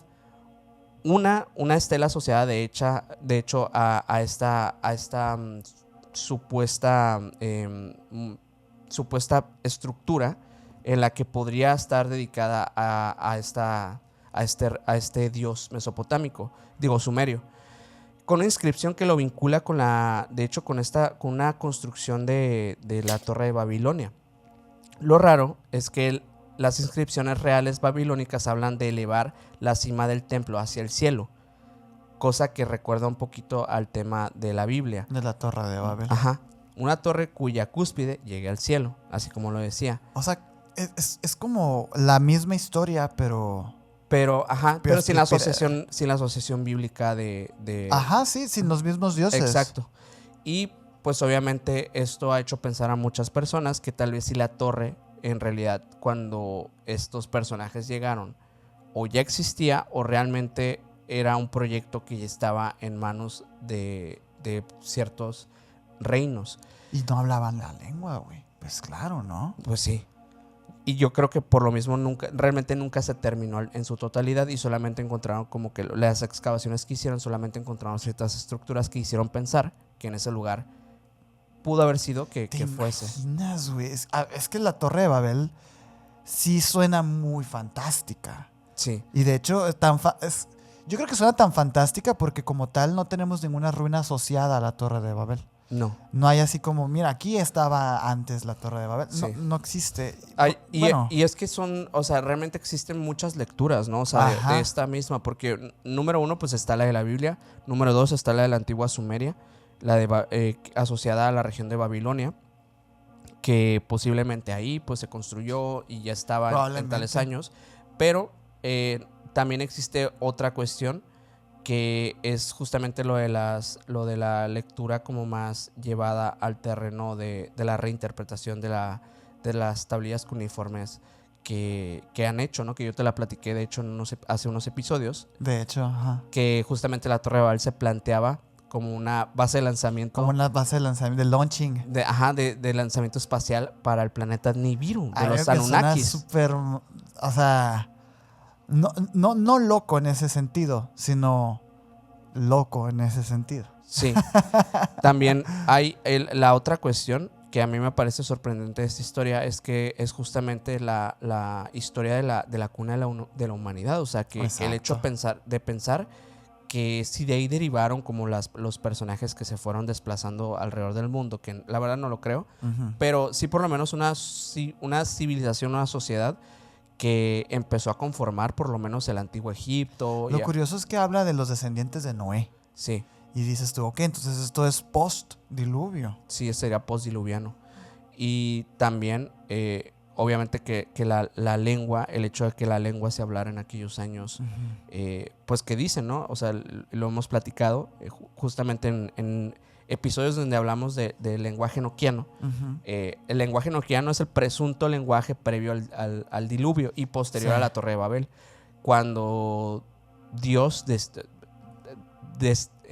deshace el lenguaje, pues empiezan a surgir pues, el latín y otros lenguajes que posteriormente la humanidad empieza a hablar. Y justamente es cuando también el ser humano se deja de comunicar con las entidades tanto angelicales, divinas. Ya no hablan la misma lengua. Ya no hablan la misma lengua, ya no las entienden y por lo mismo dejan de percibirlas incluso. O sea, llega un punto en el que el humano se desconecta de la parte divina, incluso más de lo que ya lo estaba en aquellos años después del diluvio. Me parece incluso contradictorio, pero me gusta la historia porque igual nos hace plantearnos ese sistema que hizo John Dee y Edward Kelly, que son los eruditos que descubrieron este lenguaje a través de diversas sesiones y todo esto con ángeles con los que tuvieron comunicación a través de rituales. Supuestamente ellos lo descifraron y ellos entendieron que en ese momento de la Torre de Babel, cuando no pudieron llegar al cielo, es cuando todo se rompió y se acabó. Por otro lado está la interpretación de que esa torre también no solamente iba a ser un punto de contacto o de que iba a ser lo más cercano al cielo porque iba a ser la torre más alta, sino que iba a ser el punto donde el ser humano podría llegar hacia donde estaban los verdaderos dioses, que eran pues estos supuestos seres que llegaron a crearnos con su genética, ¿no? Lo raro de todo esto, digo, la incógnita también es, y entonces digo, ¿por qué Dios no quiso? ¿Por qué Dios no quiso que trascendiéramos? Sí, y la Biblia lo plantea como una cuestión de justamente de egoísmo, o sea, no de Dios, ¿no? Sino de entre los seres humanos, o sea, como es una prueba. Es lo curioso de todo esto es que en el Antiguo Testamento Dios nunca tiene la culpa, ¿no? Sin embargo, yo sí creo que hay cosas que suenan más a que estoy diciendo que es Dios, a que era Dios. Sí. Hay una como versión de la torre que era para Marduk, la otra, la que te digo que es probablemente la misma. En Enuma Elish, que es la versión sumeria de esto, cuenta cómo Marduk vence a las fuerzas del caos y establece el orden del mundo. Es un poema, ¿no? Básicamente, que era recitado en un festival anual que en el Año Nuevo Babilónico, que está relacionado de hecho con la renovación cósmica y renovación como de las sociedades. Hay especialistas como en la temática tanto bíblica como de civilizaciones antiguas que han visto que el relato bíblico de Babel como una respuesta crítica a la religión imperial babilónica.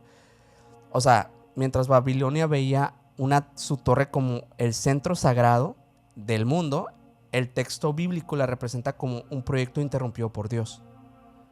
Como si fuera la contraparte de una crítica.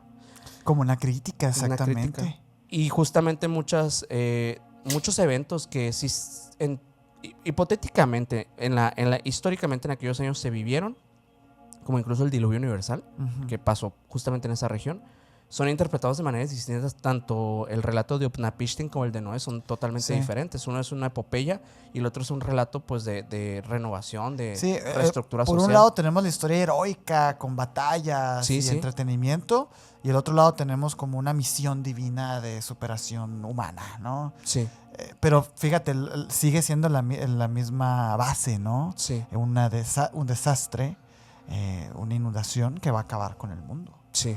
¡Wow! Se dice que o sea, la última cuestión así como que histórica que se cree de la torre, que como que ¿por qué no existe? Pues básicamente dicen que también tuvo como un destino fragmentado, porque dicen que primero, pues obviamente al principio fue destruido, se fue deteriorando y finalmente lo desmontaron. Y cuando incluso se cuenta que Alejandro Magno, Mm. al llegar a Babilonia, quiso restaurarlo porque era, pues, dijo, era un centro monumental esto. Pero al ver que estaba muy, muy decadente, pues decidió mejor desmontarlo completamente para reconstruirlo desde cero. Y por esto ya no quedó ni una señal de Y por que... supuesto no lo reconstruyó. No, no. Ujú. Y porque murió en el... pues murió en el proceso y realmente no se terminó No, la obra. Alejandro Magno estaba ocupado con otras cositas. Sí, sí. Con muchas historias, ¿eh? Muchas cosas. Pero bueno, Wow. la Torre de Babel es compleja, pero interesante, la verdad. Sí Tiene es muchos... compleja, ¿eh? Sí, sí es muy compleja y digo, creo que no que te quedaras corto con la información, por supuesto que no. Hay documentales Sí, y hombre, un montón de cosas de este tema, pero de verdad sí, luego podemos hablar más a fondo de estas cuestiones, de esos lugares, Sí. así concretamente, pero pues el día de hoy tocó eventos, ¿no? Como tal. Oye, mi nivel 6 vamos a seguir tu línea un poco, ¿eh? Ok. Porque el tema de los eventos bíblicos es muy interesante, pero es todavía más interesante cuando los conectas con cosas que sí parece que ocurrieron. Y lo curioso es que justamente en el Antiguo Testamento, como lo decíamos ahorita, pues es la parte en la que más, pues hay más cosas pasando, Ujú.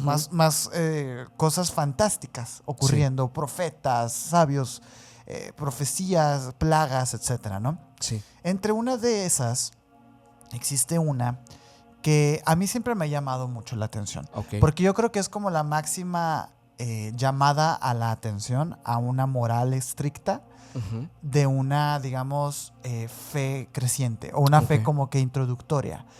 Imagínate esto, un día como cualquiera, hace unos 3600 años. Tranquilamente. Tranquila, sí, Ayer. hazte cuenta que igual, Ayer. yo creo que comí lo mismo. Sí. Comí una ensalada. Sí. Iba en el carro y... Iba en el carro. Los habitantes de una antigua ciudad del Medio Oriente, que ahora se le conoce como tal el Hamad, Ujú. realizaban pues sus actividades cotidianas. Estaban ellos arando su tierra, su ganado, la carpintería, etcétera, ¿no? Sin saber que en el cielo se acercaba una roca espacial a una velocidad aproximadamente de 61,000 kilómetros por hora, destellando a través de la atmósfera. Ujú. Esta roca explotaría en una enorme bola de fuego a unos 4 kilómetros sobre el suelo, como Tunguska. Claro. Imagínate, bueno, lo que se dice que fue Tunguska. Ujú. Esta explosión, para que se hagan una idea, fue unas 1000 veces más potente, que la bomba de Hiroshima, ¿no? Wow. Los sorprendidos habitantes de esta Destrucción ciudad. total. Sí, es una arma de destrucción masiva, pues, ¿no? Los habitantes de ahí de la ciudad que la miraron quedaron ciegos al instante, güey. Claro. Esta temperatura se elevó rápidamente por encima de los 3600 grados Fahrenheit, o lo que es lo mismo a 2000 grados Celsius. La ropa de las personas y la madera que Sí, estaba sí, ahí estallaron inmediatamente en llamas. Espadas, lanzas, adobes, cerámicas comenzaron a derretirse Claro. de una manera instantánea. Casi inmediato toda la ciudad se incendió y unos segundos más tarde una onda sísmica masiva sacudió toda la ciudad, destruyendo todavía más las cosas que estaban ahí ya Una incendiándose, ¿no?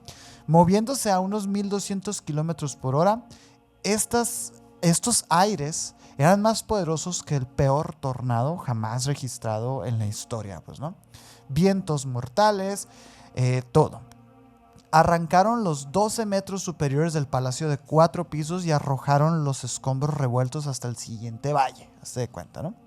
Ninguno de las 8,000 personas o animales de la ciudad sobrevivió, por supuesto, y sus cuerpos fueron destrozados y sus huesos explotaron en 1000 pedazos. Aproximadamente un minuto después, a 22 kilómetros al oeste de Tal Ahmad, los vientos de la explosión llegaron a la ciudad bíblica de Jericó. Sus muros se derrumbaron también, y también la ciudad se quemó parcialmente hasta sus cimientos.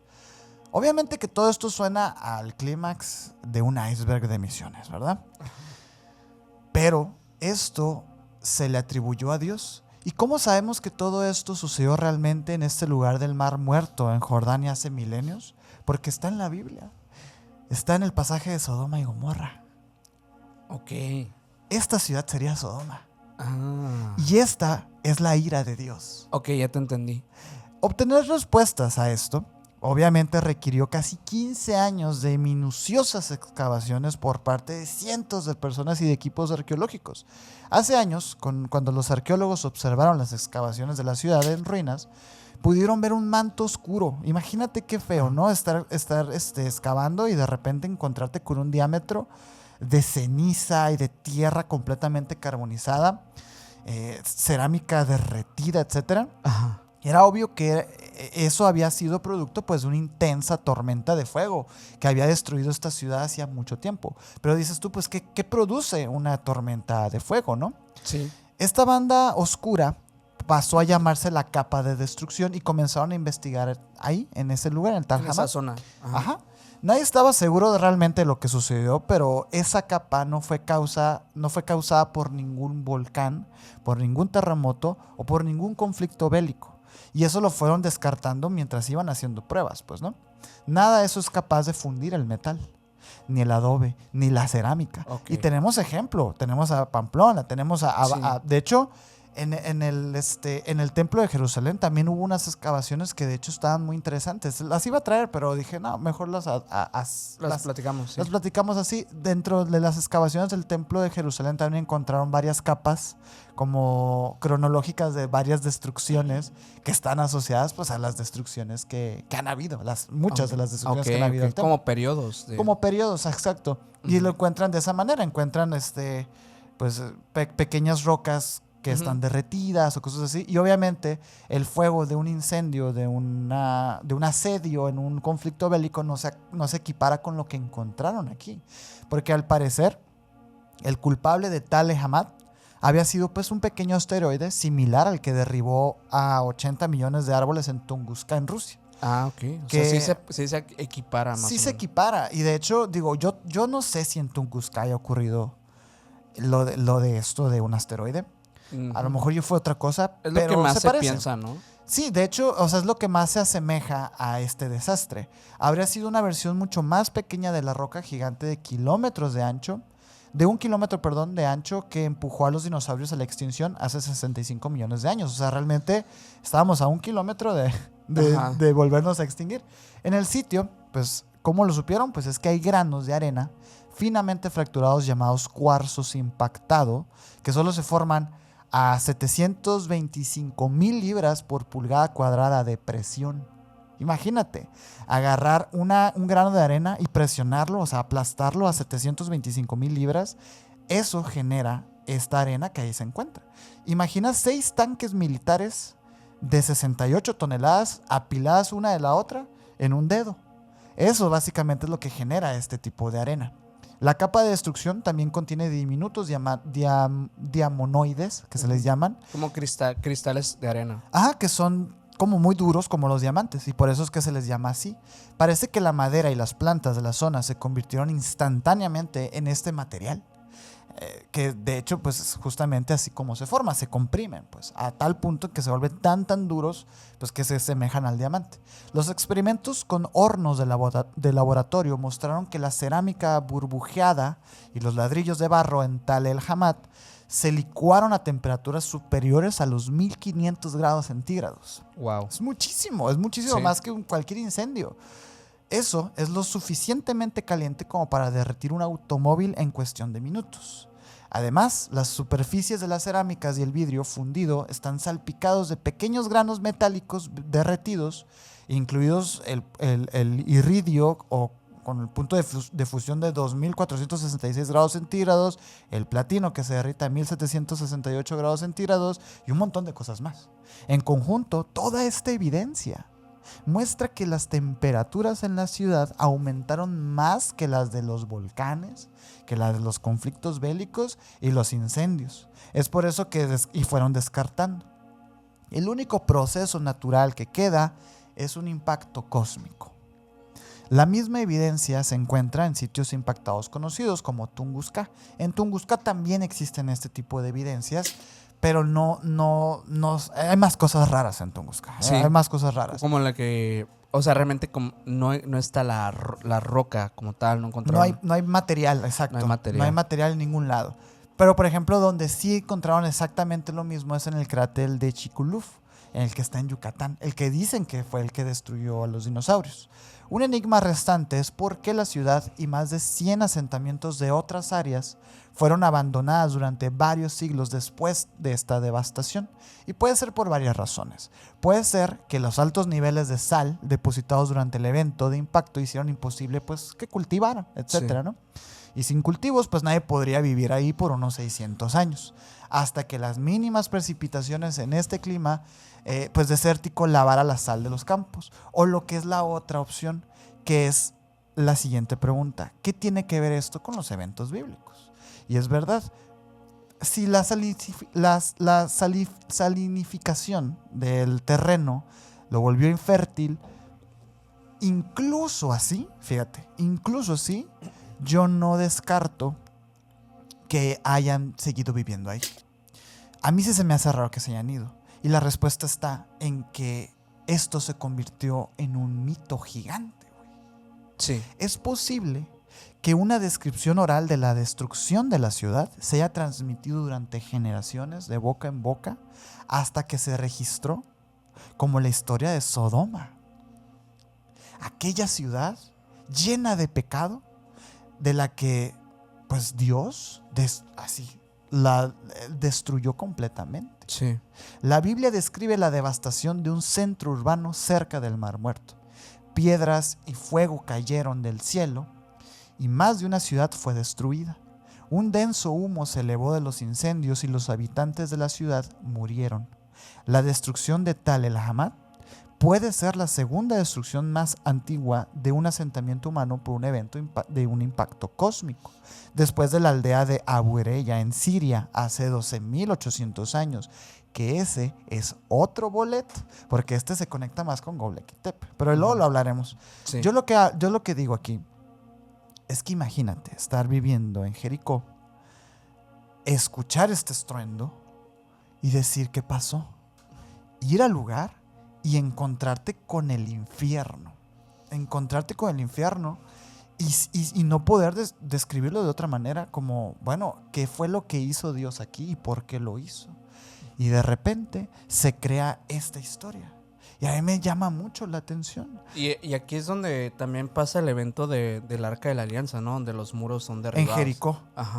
Pero eso ya mucho después. Sí. No, yo pensé que me ibas a decir de lo de la petrificación en sal. Sí, también. También. La esposa de Lot, ¿no? De Lot, que también ella sale durante la destrucción. Se habla que durante la destrucción ella salió y que Junto con su familia. Con y, su el, y familia. el ángel les dice no volteen para atrás. y ella voltea. Y es cuando ella es convertida en sal. Y de hecho hay una formación geológica por ahí que asemeja a la Que silueta le dicen la esposa de Lot. que le dicen la esposa de Lot, que está hecha de sal, pues, ¿no? De esa misma sal.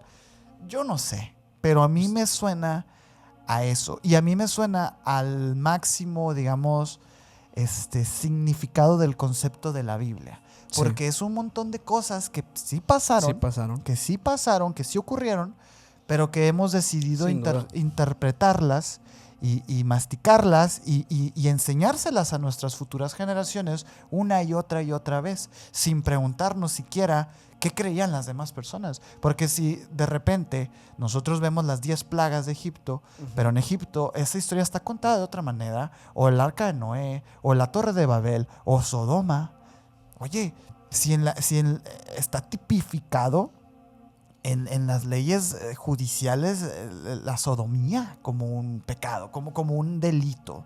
Fíjate, y a lo mejor esto solamente es producto de un gigantesco accidente cósmico. Algo que explotó, a un asteroide que explotó y que acabó con pues un pueblo, ¿no? Sí, y como tal, o sea, el lenguaje o la forma de utilizar como ciertas tragedias en aquellos años era decir, Dios nos ha castigado. Dios nos castigó, así que pórtate bien. Pórtate bien. Y- Tomar estos eventos, estos fenómenos atmosféricos o geológicos o lo que tú quieras, como interpretaciones divinas, ¿no? Qué curioso que fíjate que dentro de todo nuestro discurso a veces, de desacreditación histórica, ¿no? De investigación de ciertos fenómenos, etcétera, de la Biblia nos haya dado tanto como en el campo de la ciencia real, de la investigación, de personas que sí se han adentrado a ver si es cierto. De la esto. documentación como tal. O sea, realmente aquí Sí. hay sustentos muy fuertes que indican cosas que tal vez, si digo, la Biblia es una narrativa. La Biblia, veámoslo como una narrativa. Es un teléfono descompuesto gigante. Pero pensemos que es un teléfono descompuesto que vio toda la historia pasar. Exacto, es lo que tenemos y ni modo. ¿no? Es un archivo clasificado y Ajá. documentado, sí, a la interpretación y beneficio de una iglesia. Eso sí hay que tenerlo en ¿Verdad? cuenta.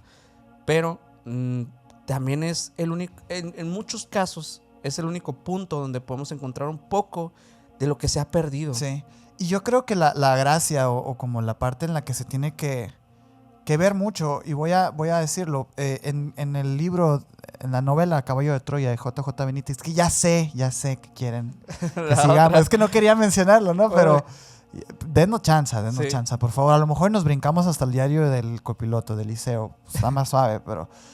O La venganza de Lucifer, que también que dicen que es un resumen del libro de Durantia, de JJ Benítez. Okay. Pero bueno, luego vamos a hablar de eso. Fíjate que la gracia de ese libro, en gran parte, en gran medida también, son las descripciones tan minuciosas que hay acerca del estilo de vida de una Jerusalén de esos entonces. Lo que comían, lo que vestían, los artefactos, las mesas, cómo estaban hechas, porque es, como les decíamos en esos videos, pues esto es como una bitácora de un militar. Entonces todo está estrictamente como registrado y te dicen que había un galón, que había un recipiente con 5 galones de tal y que estaba amarrado con 2, 3 letras. De esta forma. Y Sí, así. o sea, es muy descriptivo y es como bonito. Y en la Biblia también te encuentras esas cosas. De cómo, por ejemplo, el dátil era la fruta predilecta y que todo el mundo comía dátiles porque era lo que se daba y era muy dulce, tenía mucho azúcar. Entonces lo usaban para mermeladas. Y dices tú, wow, qué interesante. Que es algo que todavía puedo salir y comprar en el súper, ¿no? Cuestiones que sorprenden, pues, Sí. muchas veces. Pero ¿qué tal? Pues estos fueron los eventos bíblicos a manera de iceberg. Esperamos de verdad que hayan disfrutado este episodio. Hemos llegado al final. Sí, señor. Y bueno, si es así, ya saben, como siempre, y como lo dije al inicio, si llegaste hasta el final y te gustó, pues deja tu like. Ya lo prometido es deuda. Lo Pero prometido es deuda. muchas gracias de verdad por escucharnos, por llegar hasta acá. Y si también te gustaría escuchar más episodios de esta temática, ponlo en los comentarios. Te estamos leyendo igual. A lo mejor nos faltó, obviamente, alguno que tú consideras que es súper interesante y que tiene que hay investigaciones concretas de ese lugar. Ponlo aquí en los comentarios. Sí, porque quiero decir algo, O sea, yo hice mucha depuración de eventos bíblicos. Sí. Yo quería que fueran así, que tuvieran cierto sustento. Por ahí hay una nigromante en la Biblia, hay hechiceros, hay zombies también, hay cosas así, pero al final de cuentas eso sí entra un poquito más, pues ya no en el tiene terreno mucho interpretativo. Ajá, no hay un hilo que jalar para ver hasta dónde llega, ¿sabes? Sí. Es como eso y ya. Sí. Es. Pues díganos aquí, igual los estamos leyendo. Muchas gracias. Suscríbete a este canal si te ha gustado. Síguenos en Pues todas sí. las redes sociales como Emisiones Podcast. Y a mí me puedes seguir como Minor Cordón en Instagram. A mí como Castellón Sergio en Instagram. Mi hermano Mike que estuvo atrás en los controles como MikeGal99 en Instagram. Y el señor tiene 2 canales de YouTube para que vayan y lo sigan, por favor. Eso os encargamos muchísimo. Así es. Muchas gracias. Y ahora sí, nos vemos en un próximo episodio. Bye.